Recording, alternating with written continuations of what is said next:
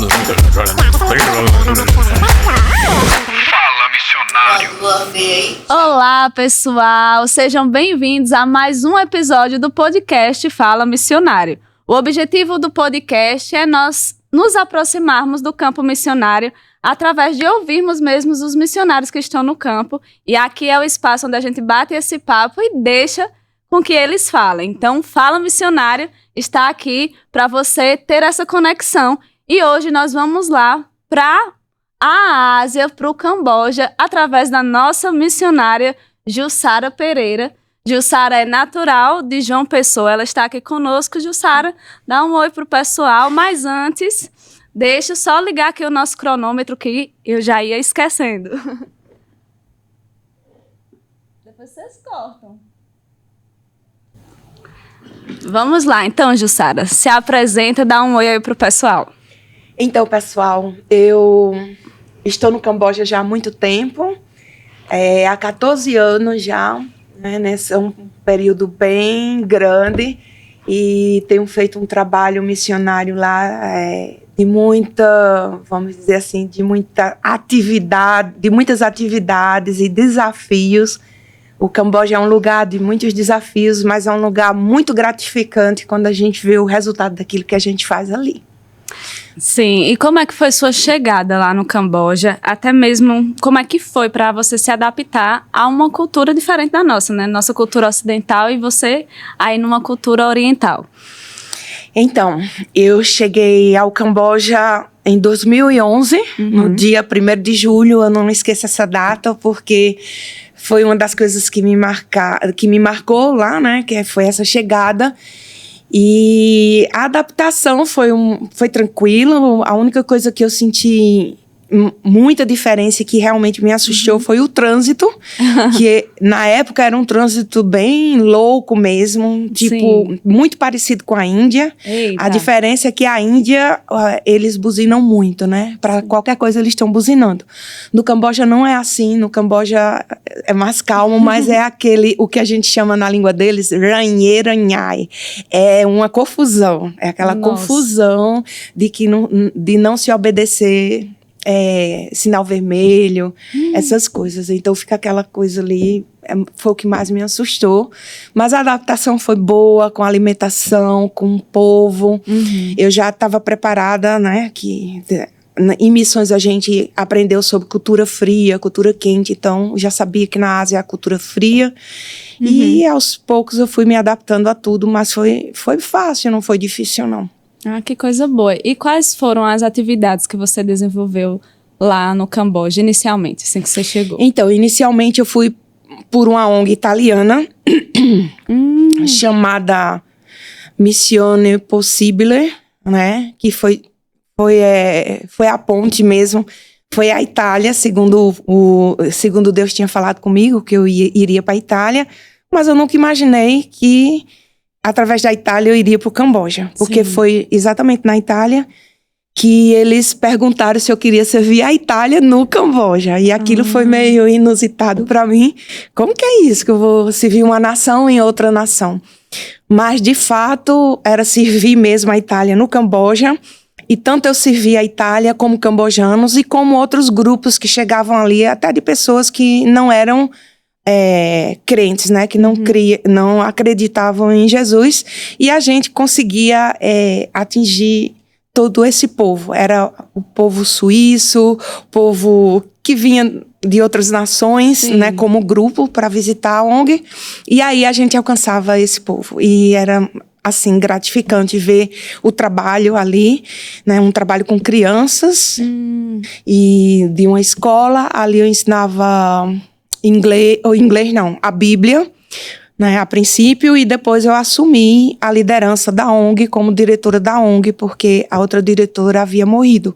Para mim foi um desafio muito grande, e foi ali mesmo que eu aprendi muita coisa. A lidar com cambojano, a lidar com contas, com contabilidade, e a lidar com crianças, que eu nunca trabalhei em departamento infantil. Nossa, então foi uma adaptação também, né? Foi, mas assim, como eu sempre estou para servir, então a gente sempre está com o coração aberto a se submeter às coisas que Deus coloca nas nossas mãos. Amém. Foi isso. A partir daí, passei 6 anos com eles.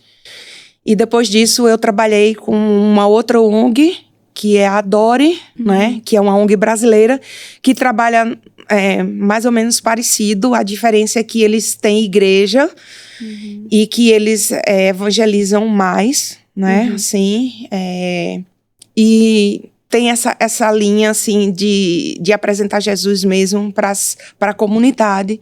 E o meu trabalho era visitar as famílias das crianças, Sim. sempre com uma estratégia para poder chegar até a pergunta: você conhece Jesus? Né? E eles responderem, e dependendo da resposta, eu saber como lidar com isso. Alguns diziam não, que nunca ouviram falar de Jesus. Isso é comum no Camboja, né? Pela nação ser... mais de 90%, eu diria 99% da nação é budista e bem budista, né? Cristo, eles dizem que é uma religião de estrangeiros. E aí a gente tem esse desafio de pregar o evangelho ali, que tem que ser só com estratégia mesmo. Então eu ia para as famílias, eu tinha que visitar as famílias dessas crianças, e durante essas visitas, muitos deles receberam Jesus. Então, eu fiz esse trabalho de formiguinha, né? E as crianças vão para a igreja até hoje, na ONG. Hoje em dia, eu trabalho em outro... Passei também, acredito que 6 anos com eles. E aí foram 12 já. E agora eu tô trabalhando com uma outra ONG. Foi o tempo de sair tudo certinho, tudo no tempo certo, de todas as duas. E hoje eu trabalho com uma ONG chamada Helping Hands, que vamos dizer, mãos que ajudam, né? Sim. E pastores locais. Esses pastores, eu sempre quis trabalhar com locais também, né? E aí eu cheguei até eles, a esposa do pastor, ele se chama Pastor Meng, e ela se chama Rad, e a Rad foi a minha primeira professora de Khmer, né? Quando eu cheguei lá, que eu estava aprendendo a língua, ela foi a minha primeira professora. A língua cambojana é o Khmer. É o Khmer. Aí ela foi a minha primeira professora, e hoje eu trabalho com eles, né? Então ela já me conhecia, né? Depois desse tempo todo, eu tô trabalhando com eles. Então eles têm essa ONG, e tem a igreja que é a parte, né? A igreja é Followers of Jesus, que em português seria Seguidores de Jesus, né? E assim, são duas coisas assim diferentes. E dentro da ONG, eles têm orfanato, eles têm uma casa, um lar para meninas resgatadas, que vem de tráfico humano, né? Que vem desse problema que existe no Camboja. E tem uma casa para idosos, e tem 2 escolas, uma em um dos vilarejos onde está o orfanato e a casa das meninas, e uma escola em Phnom Penh, né? Que é a escola que eu tenho mais contato, essa escola de Phnom Penh, com 400 crianças. Então, eu trabalho com eles nessa ONG, ajudo naquilo que for possível, que for necessário, que eles precisem. Eu sempre digo, estou aqui para servir. Eles me deixam com muita liberdade. Sim, e também como ele é pastor de líderes, Sim. ele treina líderes e me colocou nesse treinamento de líderes. Então, junto com eles, eu treino os líderes com essa palavra que aprendi aqui no Brasil, palavra rema, né? Então, eu separo algumas matérias, eu pergunto o que é que eu ensino o quê? E ele fala para mim, e dentro daquele tema eu levo as aulas, né? Dentro do tempo que eu tenho, para ensinar tanto para os líderes, quando é só os líderes, como para uma escola de discipulado, que ele também tem e atinge vários vilarejos, inclusive tribos, né? Então a gente viaja muito pregando a palavra, e tem sido bênção, tem sido gratificante de ver aquele povo recebendo o batismo no Espírito Santo, recebendo essa palavra que a gente conhece. Isso é bom demais, bom demais. Coisa maravilhosa. Você falou sobre as dificuldades, às vezes, que tem no Camboja e sobre ter a maioria da população ser budista. Como é essa questão da religião na nação, sobre falar de Jesus, do Evangelho, né? Tem alguma restrição? Explica pra gente mais ou menos como é lá. Então, hoje em dia ainda se fala da janela 1040, né?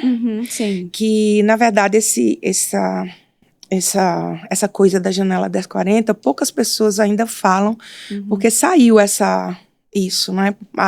Eu poderia dizer que o Camboja está dentro da janela 1040, mas ele não faz parte mais da janela 1040. Uma coisa é estar dentro, porque está naquela latitude e longitude, mas não faz mais parte porque não é um país mais perseguido, certo? Mas é um país que tem várias restrições, né, com relação ao evangelho. Por exemplo, hoje em dia está proibido abrir igrejas, né? Então, aquele que quer abrir uma igreja nesse momento está proibido. E as igrejas que têm poucos membros, eles estão fechando. E eles estão muito no pé, assim, de quem, eu diria assim, no pé, né?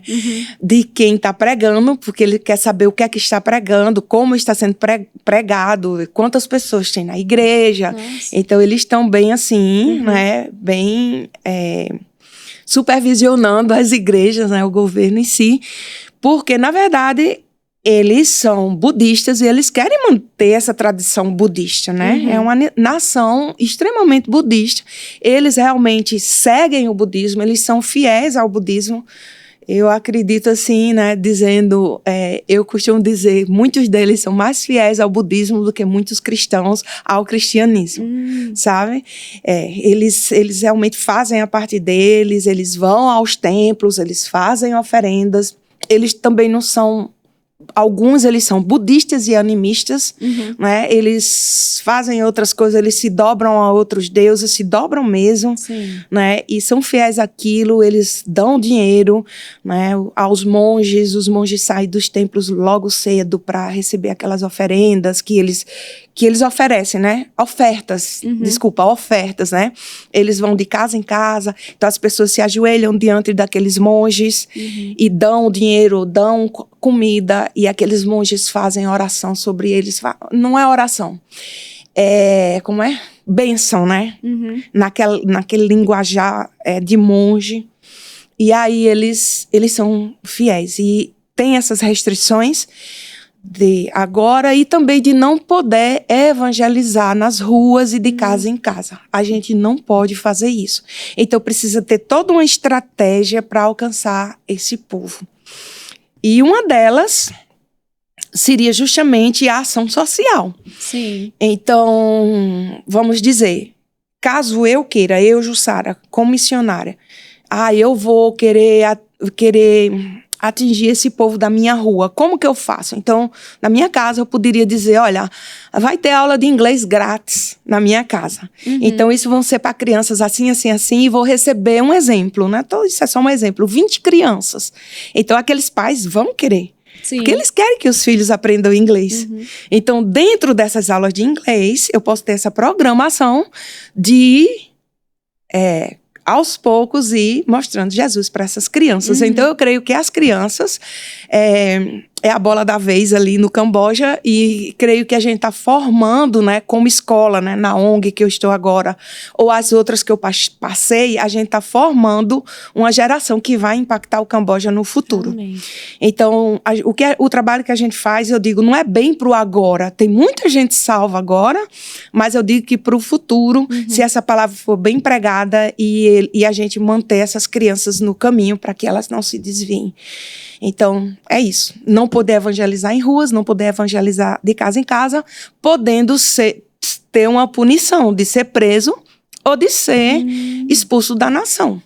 Isso é coisa do governo mesmo. E na outra ONG que você fazia parte, assim, quando você chegou lá, vocês faziam essas visitas. Era uma estratégia para evangelização porque já havia essa restrição, ou é mais de agora, é mais recente? Na verdade, foi uma estratégia que eu mesmo criei, né? Que eu, assim, criativa é ela, viu, gente? Que eu sugeri, né? Eu digo, olha... Eles perguntaram, eu comecei até ensinando a palavra, mas depois eu disse, não, eu quero mais, né? Eu quero fazer mais. Aí foi até eu que sugeri, que tal a gente fazer umas visitas, né? Às famílias dessas crianças, assim, e eles concordaram. E aí eu programei, tipo, um questionário, né? Que, assim, a princípio é um questionário bem light, mas que no final puxa muito eles para ser evangelizados. Sim. Então, tipo, vou para família da Jane, vou dar o teu nome como exemplo. Hoje eu vou visitar a família da Jane, a família da Larissa, a família A, B, C. Então, eu visitava 4, 5 famílias, era a meta. Mas muitas vezes eu ficava em 3, em 2, porque eles queriam.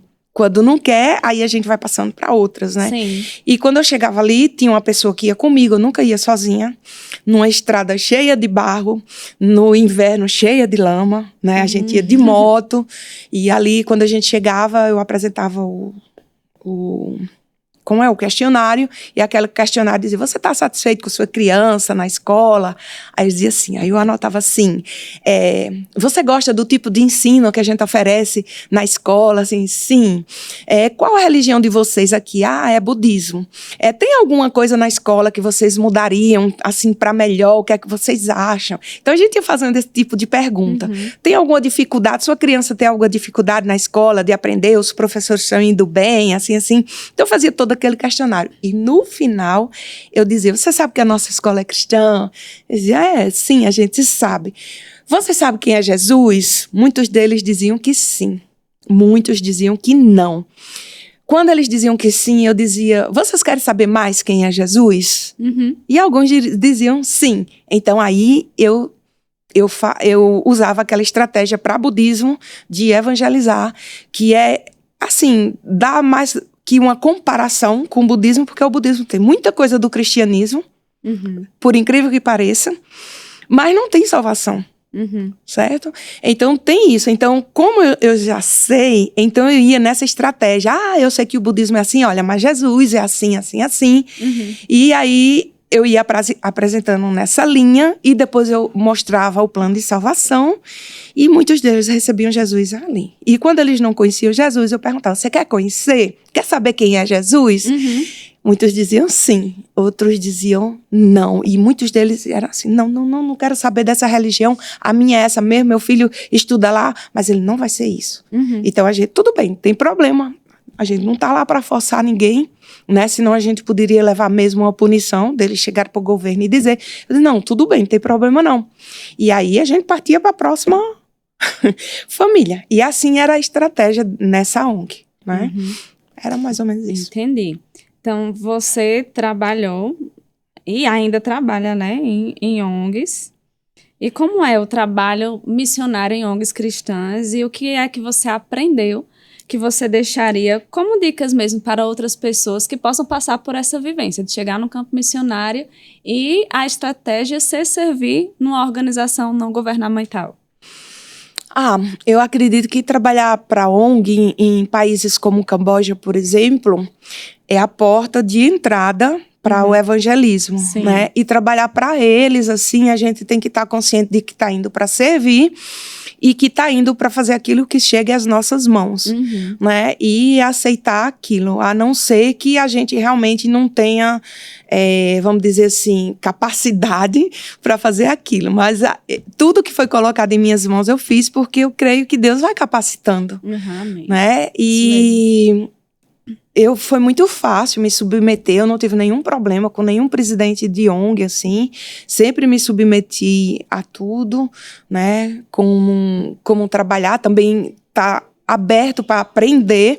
Eu aprendi muito como lidar com os cambojanos, porque eles passavam isso pra gente, né, pra mim, e até hoje eu ainda tenho aprendido, né, então os cambojanos, eles são lentos para fazer as coisas e, por exemplo, a Itália, ela é bem rápida, assim. Você pede um café na Itália, tá ali o café quente fervendo. Você pede um café no Camboja, o café demora a chegar e quando chega tá frio. É um exemplo que eu dou. E o Brasil, eu digo que ele é intermediário entre rápido e devagar, né? Então, eu aprendi a lidar tanto com um como com o outro. Quando um pressionava, tem que ser... E aí, tinha que pressionar eles, aquela coisa toda. Então, nessa ONG, eu aprendi muito a lidar e a não... Como é que fala? A se inserindo na cultura, A não né? estraçar nenhum nem outro, como Marisete Garcia me ensinou muito bem. Sofra o dano, Jussara. É melhor que um missionário sofra o dano do que passar o dano para um ou para outro. Sim. Então, eu preferia muito sofrer o dano e ficar intermediário em todas as ONGs que eu tenho passado, né? Que eu passei é assim, nessa não é diferente. E o que eu digo para os que vão trabalhar com ONGs é isso, é que eles estejam disponíveis para se submeter aos líderes, para se submeter principalmente a Deus, que vai capacitar a fazer aquilo. E eu mesma sou uma missionária que gosto de desafios.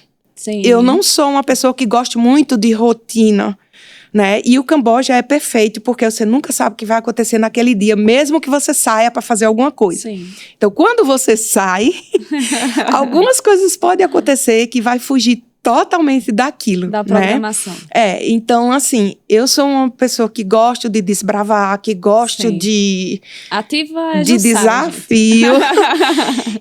e assim, até Deus dizer chega. Então, eu quero continuar desse mesmo jeito. E eu vejo muitos desafios nessa nova ONG que eu estou, com esses novos pastores. Cada viagem é um desafio. Cada povo ali, mesmo dentro do Camboja, é um desafio. Né?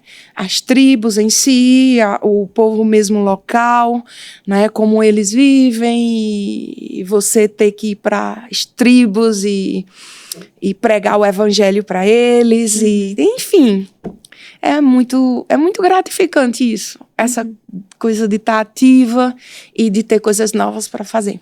Então eu digo a eles que estejam sempre disponíveis a isso. O missionário precisa ser como o povo chama aqui no Brasil, bombril, né? Bombril, não é isso? Isso. Pronto. Até 1001 utilidades. Isso. Então, assim, vai ali, você precisa pregar, vai e prega. Agora você precisa ir para o louvor, vai para o louvor, sabe? Você precisa fazer isso, vai para isso. Então, vai que Deus vai capacitando, vai mostrando. E aos poucos a gente vai aperfeiçoando isso, não é? Não, a gente nunca começa fazendo nada bem. Eu acredito aquilo que você não foi capacitado para fazer. Mas você vai aperfeiçoando, né? Como a própria língua. Eu era como um bebê falando, mas hoje eu já falo a língua fluentemente, né? Pelo menos a língua... O Khmer, no sentido de lidar com o povo, né? De falar com o povo. Porque existem 3 linguagens lá. Né? Então, existe a linguagem, vamos dizer assim, normal, do dia a dia. Existe a linguagem dos monges, que é uma outra linguagem, essa realmente eu não sei. Existe a linguagem real, que é aquela linguagem que você conversa diretamente com o rei, né? Quem não sabe, o Camboja tem um rei e tem um primeiro-ministro. Então, para conversar com essas autoridades, seria mais formal, né? Precisa saber essa linguagem que muda muita coisa. E a Bíblia, ela é escrita na linguagem real. Então, para pregar na linguagem real, realmente é bem complicado. E essa linguagem real eu ainda não sei totalmente, sei algumas coisas. Então, portanto, eu falo bem a linguagem do dia a dia, mas a linguagem real eu ainda estou aprendendo. Então, não prego nessa linguagem. Eu evangelizo. Né? Onde eu vou, eu posso evangelizar, mas pregar mesmo em igrejas, eu preciso de um tradutor, e um bom tradutor que realmente seja fiel àquilo que eu estou falando. E geralmente é o pastor Meng ou uma outra pessoa da igreja que ele traduz, ele faz a tradução, né? Interpreta, né? Vamos dizer assim, ele faz uma boa interpretação. É isso.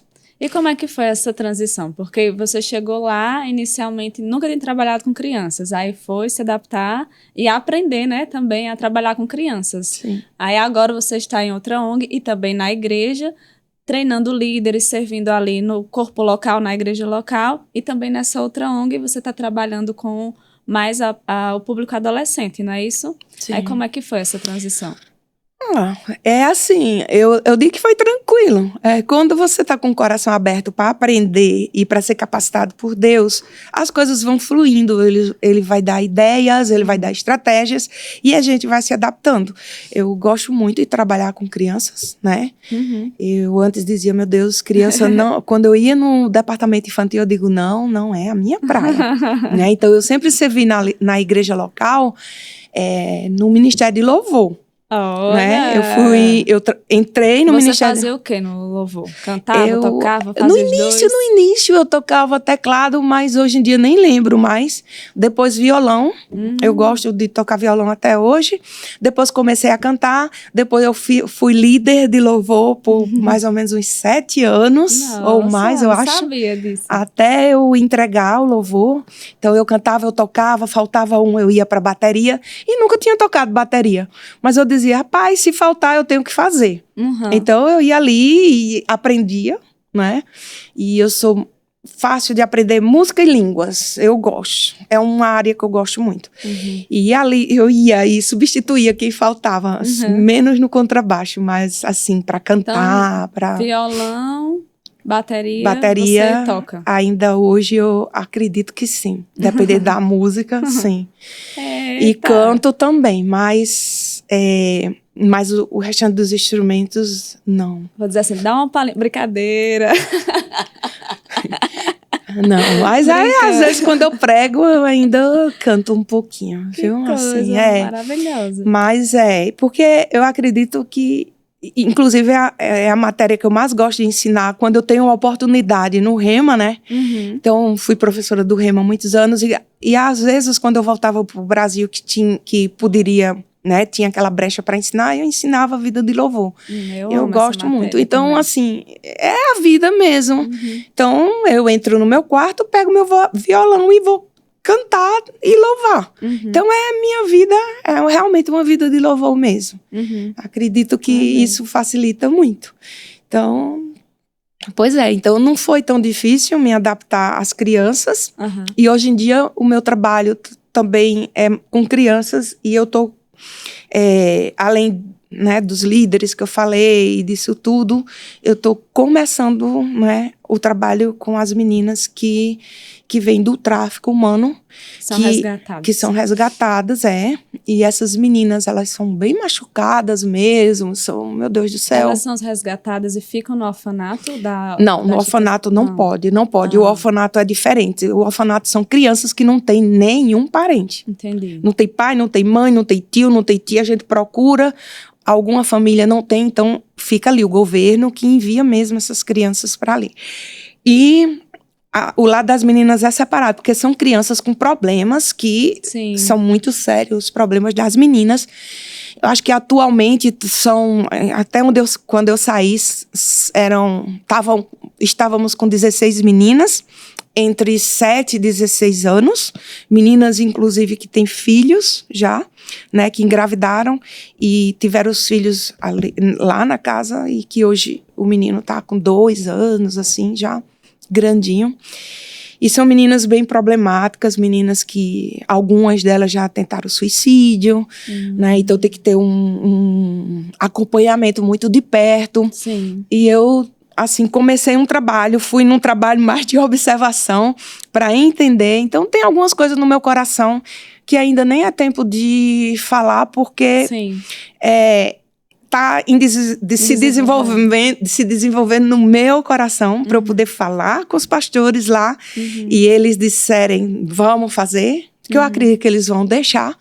Né? E aí depois sim eu falar dessa novidade, né? Mas a principal novidade é que eu tô com eles, né? Muitos mantenedores assim estão sabendo, mas alguns ainda não sabem que eu mudei de ONG, porque também não faz tanto tempo assim. Mas sempre eu tô enviando os informativos daquilo que eu tenho feito, né? Mas é isso, eu tô começando esse trabalho e diferente, né, essa ONG que você tá, até pelo trabalho que vocês vão desenvolver, né, pelo contexto das crianças, das adolescentes, não tem muito essa facilidade de estar divulgando imagens, Isso, né? Não pode divulgar nenhuma imagem, nem nome real. Sim. Então, tem que ser realmente...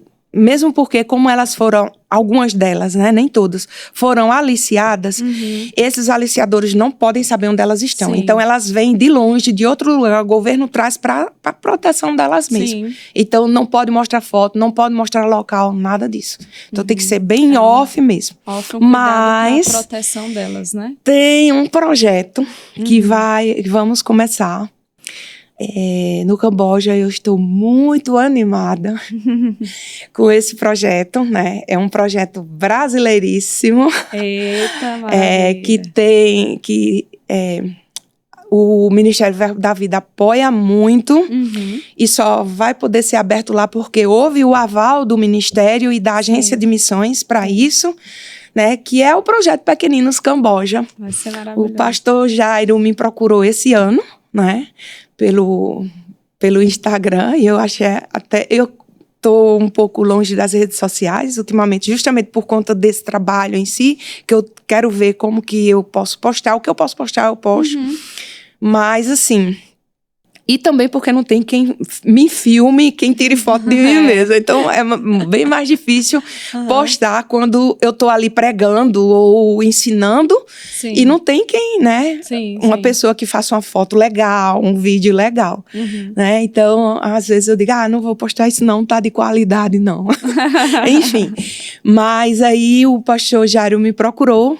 E eu fiquei, quando ele falou lá no Instagram, que por acaso eu entrei lá no Instagram, eu digo, meu Deus, será que é ele mesmo? Será que roubaram o Instagram e estão se passando por ele, né? Eu até fiquei assim, mas eu respondi. E, resumindo, ele me passou o WhatsApp dele e a gente começou a conversar. Eu falei que era possível, tal. E fiquei aguardando. Eu sou muito de aguardar, de não estar procurando, né, muito assim, porque eu digo, não, deixa ele livre, mas o meu coração tava, eita, vai ter o Pequeninos Camboja e tal. Então, assim, tá sendo, já temos a logo, né, a logotipo, já temos algumas coisas já, e estamos vendo aí como que a gente vai fazer isso lá.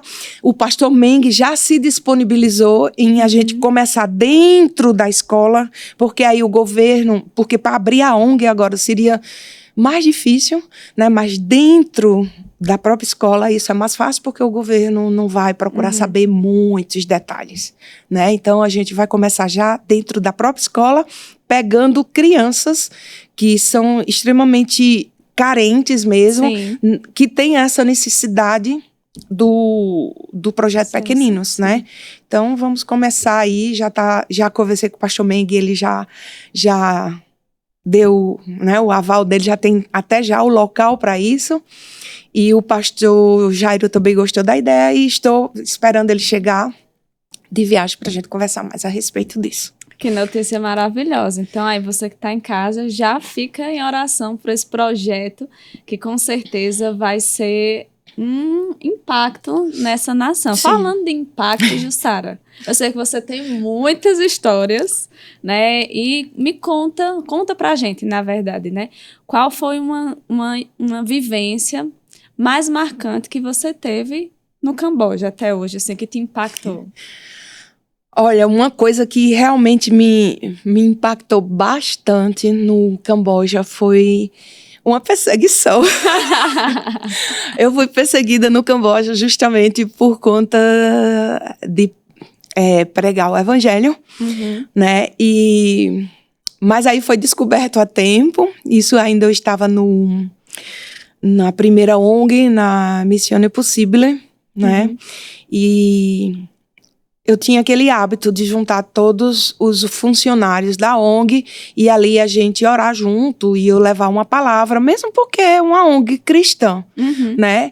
E eu acredito acho que alguns deles não gostavam muito, porque eu dizia, quem quer orar? Aí eu dizia, não, mas olha, você pode orar. Mas era só isso, eu nunca forcei ninguém. Sim. E nem forcei ninguém a receber Jesus, mas eles fizeram uma carta, tipo um abaixo-assinado, né? E esse abaixo-assinado, alguns deles assinaram mesmo, né? Com relação a isso.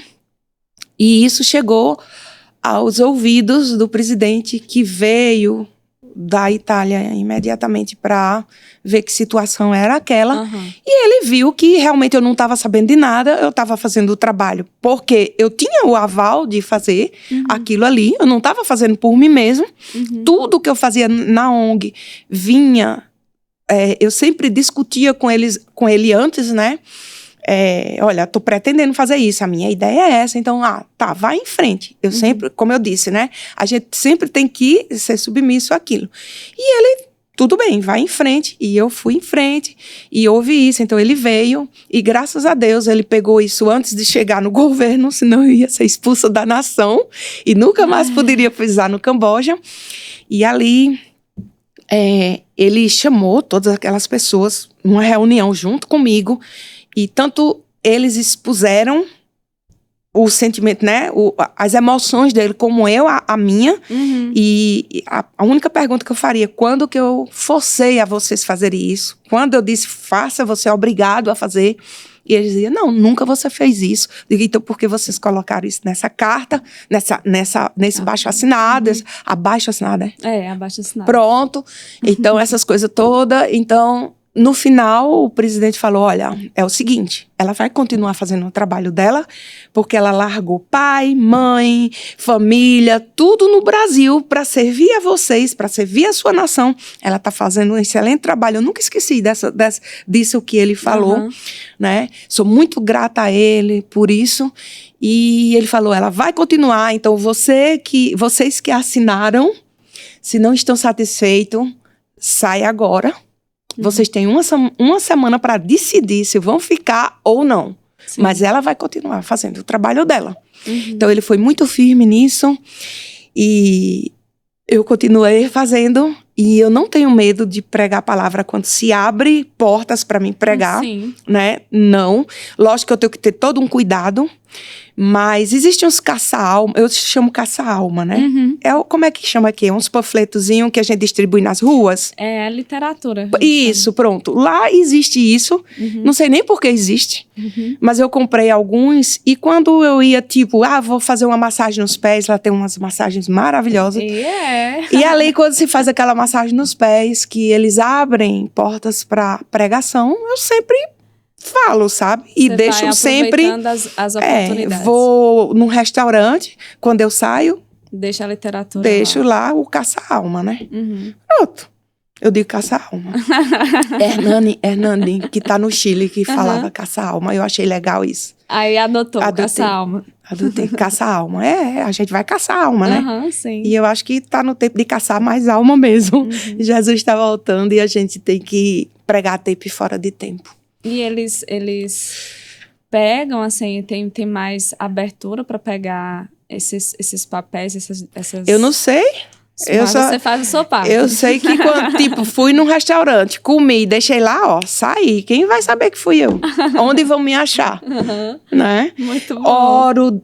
Oro no meio da cidade, né? Oro em português, porque canto às vezes... né? Então, uma vez chegou um grupo lá e eu digo, vamos fazer um louvor aqui? Ai, mas não pode, né? Não pode, mas a gente vai fazer em português, quem vai entender?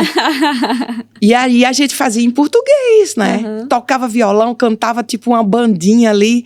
E a gente fazia em português e todo mundo filmando, todo mundo, sabe? Os cambojanos. Queira ou não queira, eu acredito que eu sei que é em português, que eles não entendem, mas a gente, acredito que no espiritual, isso faz algum efeito. Sim. Né? Isso é a impressão que eu tenho, né? Não é a língua deles. Mas alguns deles chegavam para perguntar e a gente dizia. A gente tá na praça pública, a gente fala, não, a gente tá cantando música assim, assim. De alguma forma, chegou até eles, né? E não pregamos, mas eles perguntaram, então aconteceu o quê? Abriu portas, né? Então, abre porta, a gente entra. Então, é isso. E ali ficava aquela sementezinha, não era bem um evangelismo, mas ficava aquela semente. Vocês estão cantando o quê? É sobre o quê? Né? Eles perguntavam em que despertava curiosidade. Isso. E eles diziam, que legal. Tipo assim, na língua deles, isso é legal. E começava a filmar e tal. Queira ou não queira, chegou alguma coisa ali. Né? Então, é uma maneira de chegar ali. A gente tá em praça pública, depois vai embora, ninguém vai encontrar a gente, então Pronto. E a música é uma excelente ferramenta, né? De evangelização mesmo. Mas infelizmente a gente não pode fazer isso em público. Até teve, eu acredito que o ano passado, teve um pastor que conseguiu fazer um evento enorme em praça pública, que eu até fiquei, uau, então estão abrindo mais, né, as coisas pra gente aí. E foi muita gente, mas foi algo muito de música mesmo. Sim. Mas só cristã. E eu achei bem legal. Não cheguei a participar. Eu acredito que eu nem estava lá na época. Acho que eu estava em outro local. Mas eu achei muito legal. Sim. E foi muita gente, tanto de igreja, sem ser de igreja. E foi um evento bom. Eu acredito que alcançou muita gente naquela época ali, naquele ano. Foi bom. É isso. Você falou sobre essa questão da religião, do budismo ser predominante lá, né? E como é que você observa a religião, se ela é inserida na cultura, como é que é isso? Teve alguma coisa que você percebeu lá? A gente percebe que a religião, ela mescla um pouco com a cultura, né? Porque o estilo de vida deles vem muito do budismo.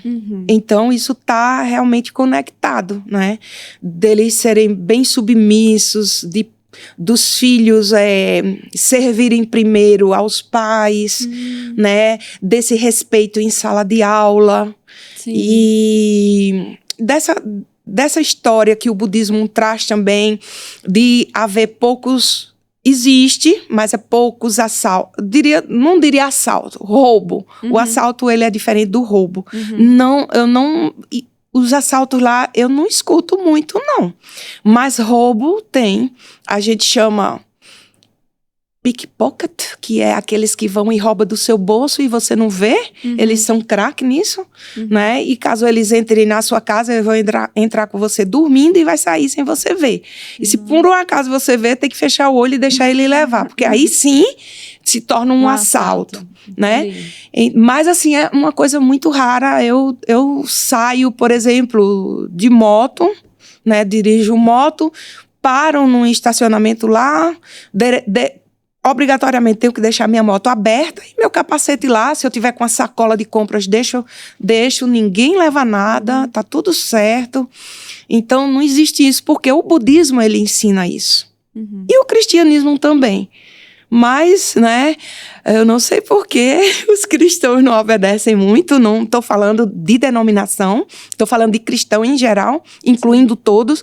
Mas muitos se dizem cristãos, mas eles roubam, né? Não é?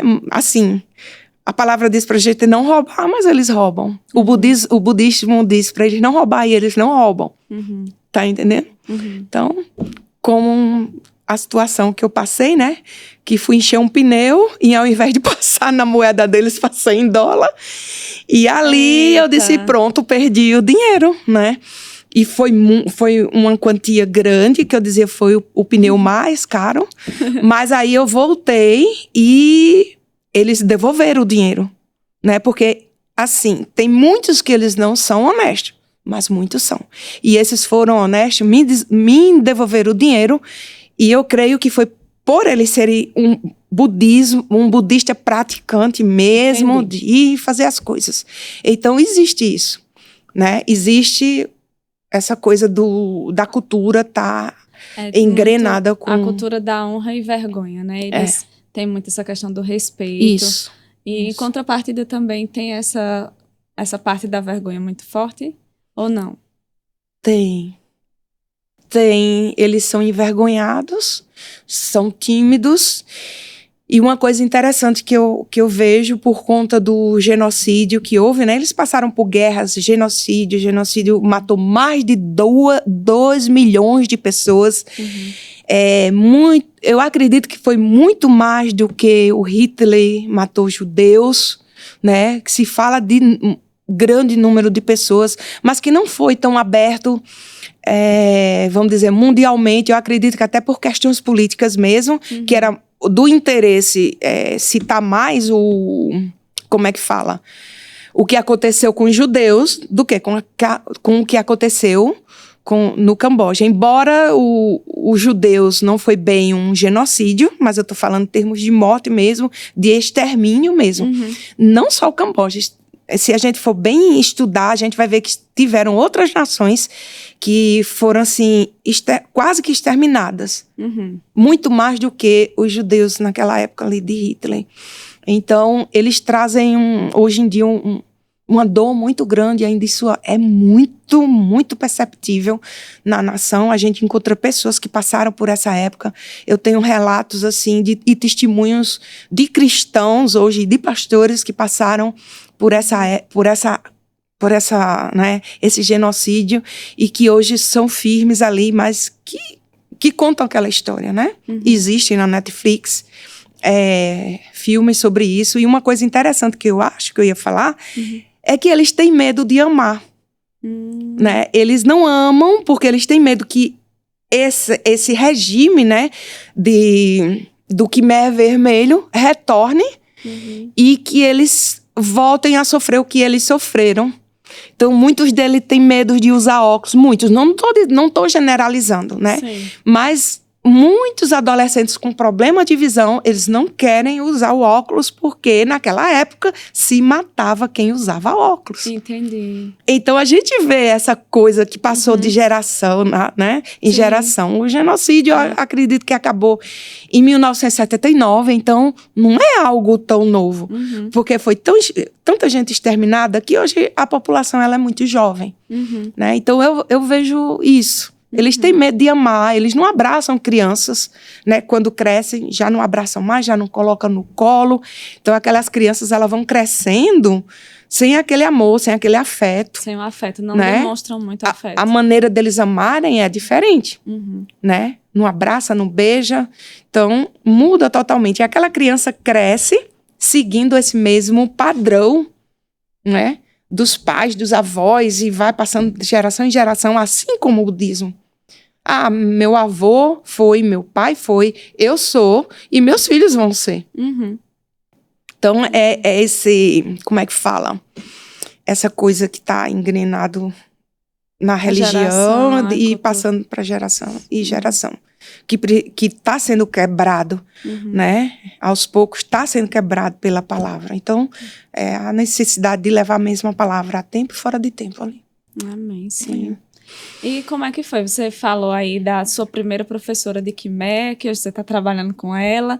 Como é que foi chegar? Você já chegou lá sabendo alguma coisa do idioma? E como é que foi estar ali inserida na cultura, sem saber? Porque é bem diferente. Às vezes eu escuto ela falando, que eu acompanho Jussara, e quando ela fala, que negócio é esse? É bem diferente do nosso idioma. Como é que foi? Então, olha, é uma língua difícil, porque é uma língua que é derivado do sânscrito e do Bali, que são línguas bem antigas. A gente sabe que o indiano também, ele vem do Bali, né? Então, o tailandês também é nesse mesmo patamar, assim. Então, o Khmer, né, a língua Khmer, ela vem do sânscrito e do Bali. Então, tem essa mistura, e é uma língua muito terra, eu digo, é uma língua terra, é uma língua muito parecida com língua de índio, que tem frases que não tem verbo, né? Aqui se diz, não existe uma frase sem verbo, mas lá existe sim, e a gente se comunica muito em frases sem verbo, e ela foi minha primeira professora, e assim, eu falo bem, né, me comunico bem, mas a escrita, né, é diferente, e a leitura também, eu leio algumas palavras, mas é igual a menina de pré, né, que tá ali, cá. Juntando. Fá, fé, mais ou menos isso. E escrever, eu consigo escrever meu nome ainda, porque são letras diferentes da nossa, são tipo desenhinhos assim, e são 52 consoantes e 23 vogais. E essas vogais, ela implica em sons, né? Que são sons nasais, sons culturais, que a gente chama. E isso se torna bem complicado para a gente aprender, né? Quem vem de uma língua latina, para aprender esse tipo de língua, é mais complicado. Mas eu aprendi. Requer mais trabalho, né? Mas eu aprendi. Foi difícil no começo, por ser bem diferente, né, da nossa.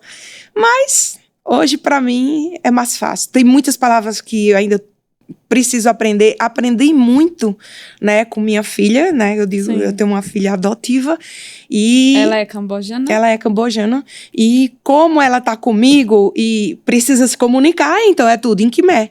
Então, às vezes eu digo, como que eu digo isso? Aí ela fala, né? Aí eu digo, diz de novo. Aí ela diz. Eu vou repetindo, e no dia a dia aquela é mais uma palavra que é inserida no meu vocabulário. Então eu aprendi bastante com ela. Ela entende português, mas ela entende, mas não fala. E se comunica um pouco em inglês, porque a gente, por exemplo, se a gente for assistir um filme, a gente assiste em inglês. E me acostumei a assistir filme em inglês. Hoje eu não gosto de assistir filme dublado em português. Para mim, soa muito ruim. Então, assim, a gente se comunica muito em Khmer. Então, em casa, Khmer é filme em inglês. Já foi inglês, Khmer, italiano. Quantos idiomas você fala? Olha, vamos dizer assim, que eu conheço 5 idiomas, né? Que é o português, o primeiro, o inglês. Aí depois veio o italiano. Não, antes do italiano veio o espanhol. Aí depois veio o italiano e agora o Khmer. Mas o espanhol eu estudei bastante na minha primeira missão transcultural, que foi para Bolívia. Então eu aprendi bem. Hoje em dia, eu assisto filmes em espanhol, é tranquilo. Ouvir espanhol, entendo bastante. Mas falar, eu atrapalho com o italiano. Por ser línguas latinas, né, de raiz latina. Então, quando eu começo mesmo que eu queira falar o espanhol, aí vem o italiano todo na minha cabeça, né? E, assim, como eu lidava muito com o italiano, então eu falava mais o italiano, né? Então, assim, essas são as línguas mesmo, mas assim, leio em espanhol bem, leio em italiano bem, entendo o italiano muito bem e falo, né? Mas como agora não é o meu costume de falar, isso vai ficando para trás, mas assim, vamos supor, eu vou para a Itália, daqui a uma semana vem tudo. Sabe? Eu não sei como é. A minha mente vai captando aquilo e vem tudo. Agora, por exemplo, se eu receber alguém do Brasil no Camboja, provavelmente eu vou estar falando Khmer, coisa que eu quero falar em português. Eu digo, não é isso não, vou ficar atrapalhando. Aqui, quando eu chego, eu também começo a atrapalhar, né? Eu falo, por exemplo, no shopping, eu bati em algumas pessoas sem querer assim, aí sorry, ou então, sunto, né, que é em Khmer. Então vem, aí eu digo, eita, meu Deus, o que é que eu tô falando? Por que eu tô falando inglês, né? Por que eu tô falando inglês? Aí assim, aí vem essas coisas, né? Aí depois de uma semana, 2 semanas, você já tá falando português ali, tranquilo. Já tá melhor adaptada. Isso. Está no Brasil e agora é o português, virar um pouquinho a chave, né? Isso. Muito bom. Aí temos aí, Jussara, ela é super ativa, ama também aprender, né? A gente vê aí o quanto você aprendeu alguns instrumentos, também como você falou, gosta muito sobre os idiomas. E estar com a sua filha, né, em casa também tem ajudado você a desenvolver ainda mais o Khmer, né? Isso. A gente tá chegando ao finzinho do nosso podcast. Passou muito rápido, foi ligeiro demais, não foi não? E aí, pra gente finalizar, eu queria que você deixasse conselhos para aqueles que percebem no coração mesmo um chamado para um campo transcultural. Aí, com essa sua experiência, compartilhar aí com o pessoal. Você pode olhar aqui para essa câmera e falar com eles.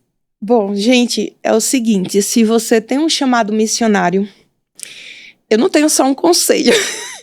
Eu tenho alguns, mas vamos para os principais. Primeiro é se preparar bem, certo? fazer a escola de missões, que a escola de missões, ela prepara muito bem pra gente ir para o campo. Eu dou graças a Deus de ter me submetido à escola e tudo que eles propuseram a fazer na minha época. Eu sei que está bem diferente hoje em dia a escola de missões, mas é um bom preparo a gente chegar no campo missionário sabendo como o que fazer, como lidar com o povo, que a gente aprende bem, né?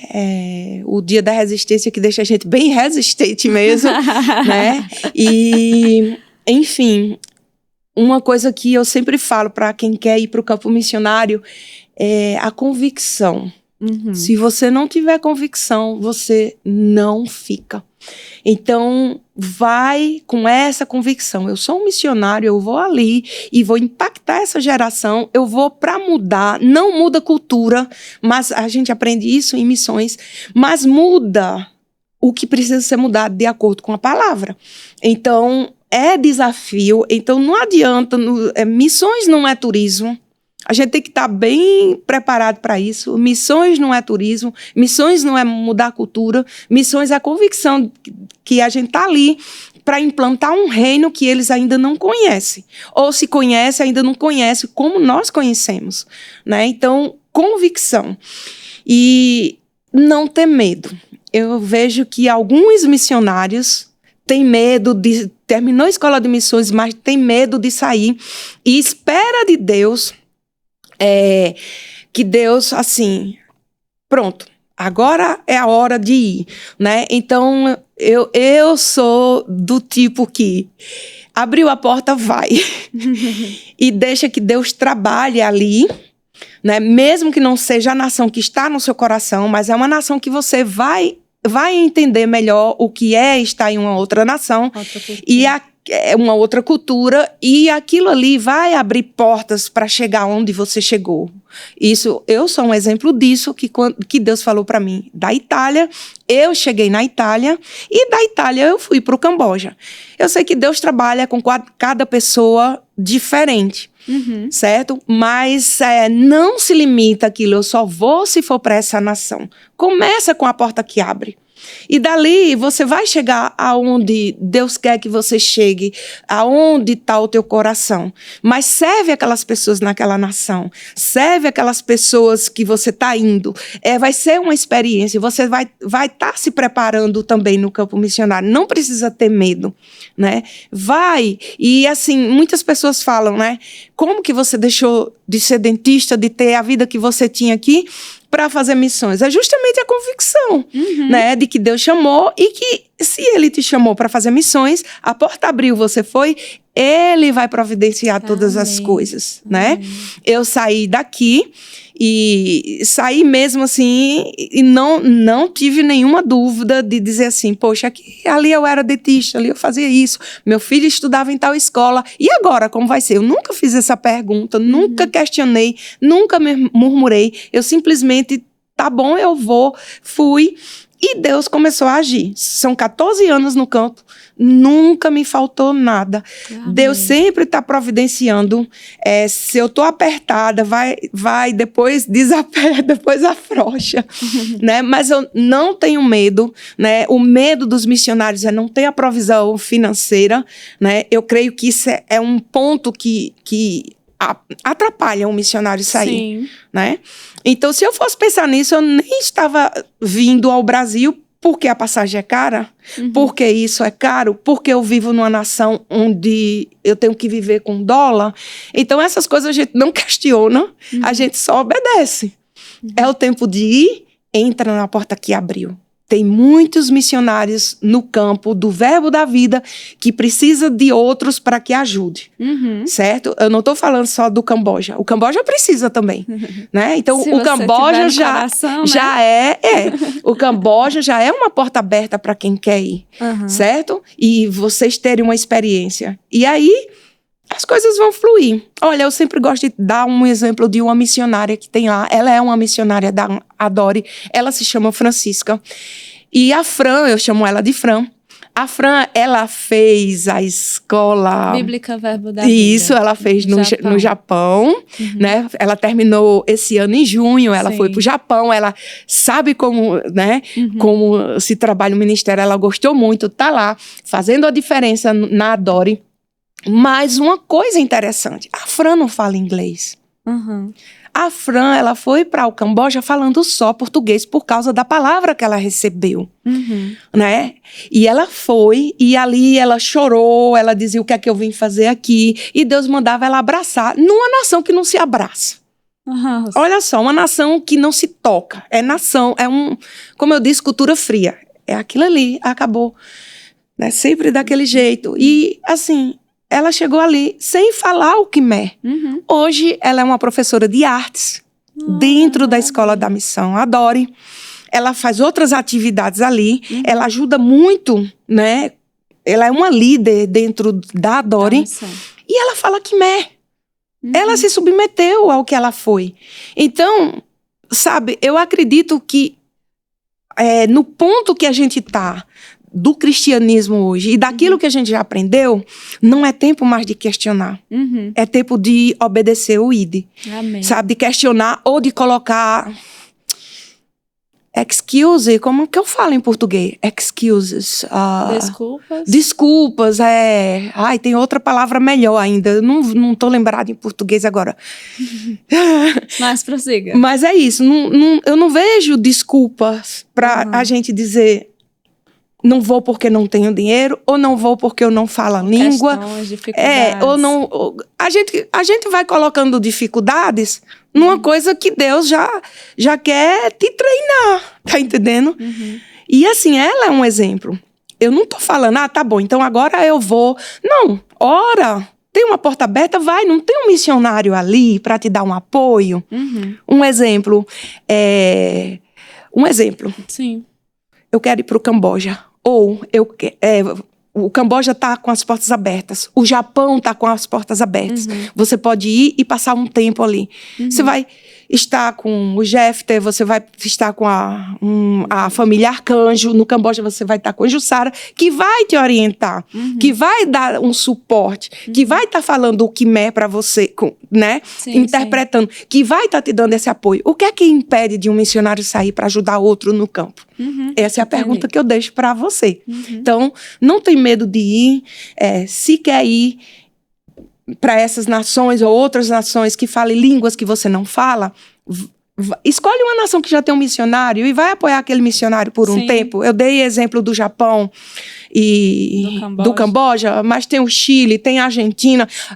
Rapaz, a gente tem tanto missionário no campo que com certeza eles vão receber de braço aberto. Tem missionário na Austrália, né? Sim. Tem missionário naquela área da Oceania, tem missionário em tudo quanto é lugar. Sabe? Então, não vejo desculpa para um missionário que foi treinado na escola de missões, tá esperando muito tempo para chegar naquela nação. Ter uma experiência, né? Agora, se eu estiver errada, me corrijam. Mas entendi, sim, né, o que você falou. Ir com auxiliar um missionário que já está lá, facilita para ter experiência se você ainda não sabe o idioma. E tem percebido, né? Se já foi treinado na escola de missões, tem percebido esse desejo de obedecer o ID mesmo, tá ali no campo missionário, aproveitar para você ter uma primeira experiência até receber realmente direções mais claras, mais específicas do Senhor, né? Tô lá, tô numa ONG que tem orfanato, que tem esse trabalho com essas meninas, que tem escola, não é só uma escola, são 2 escolas, eles também trabalham com idosos, né? Aí tem o trabalho de líderes, né? Tu acha que eu sozinha posso fazer tudo isso? Não posso. Então, eu não posso estar no orfanato, eu não posso fazer, não posso, né? Ele entrou em contato comigo e disse assim, Jussara, a gente tá precisando de Bíblia, olha só. Vê se tu... Ele, o pastor? O pastor Meng me pediu Bíblias, né? Me pediu para ver se a gente fazia aqui uma arrecadação de Bíblias. É uma questão, quem não vai já pode investir. Como missionário mesmo. Eu sou uma missionária que investe em missionários. Né? É uma coisa que pastor Mauro e Marisete me ensinaram. Não deixe o círculo se fechar. Então, Se você não investe, ninguém vai investir em você. Sim. Eu digo que são sementes e é um investimento. Então, eu não deixo o círculo se fechar. Então, ele falou, olha, a gente está precisando de 500 bíblias, cada bíblia custa $8.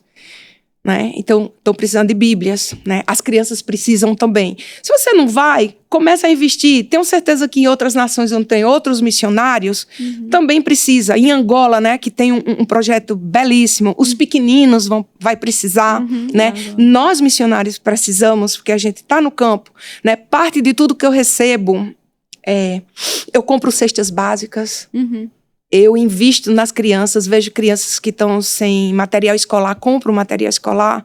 Eu vejo aqueles que não têm roupa, vou e compro roupas.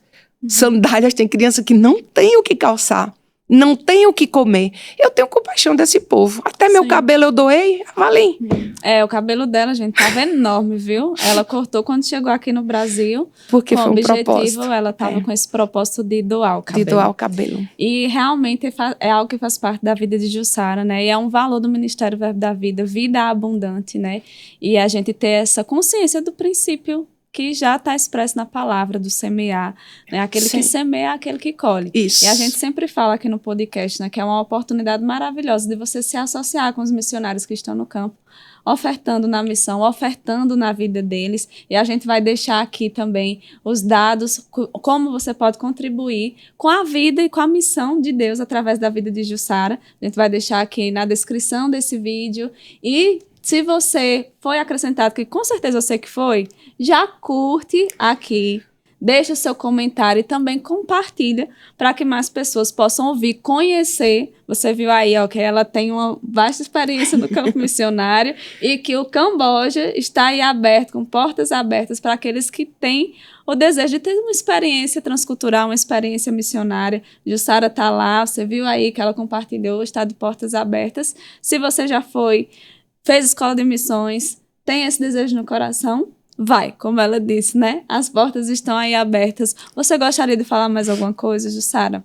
Para a gente encerrar. Só agradecer essa oportunidade e enfatizar.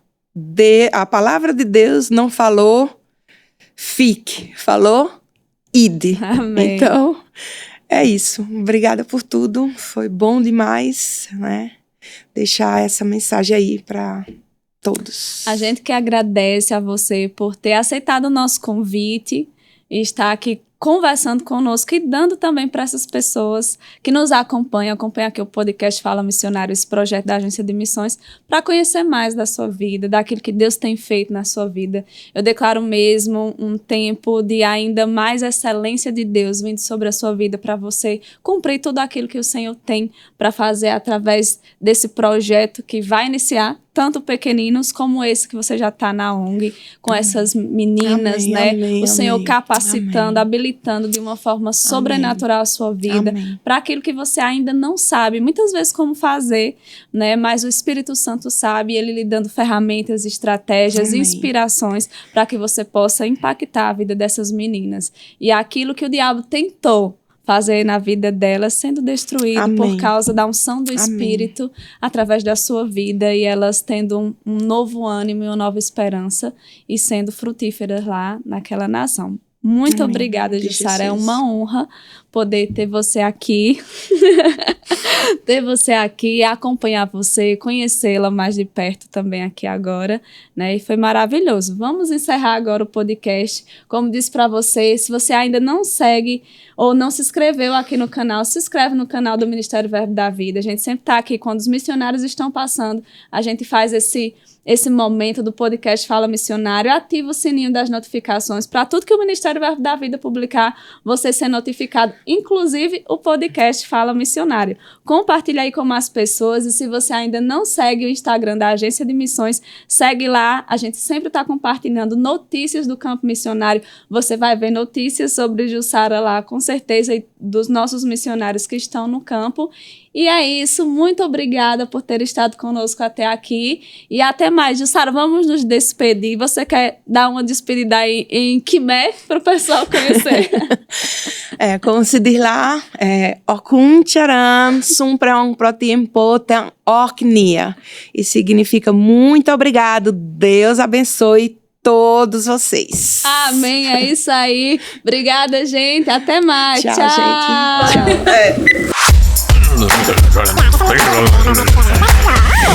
Fala, missionário.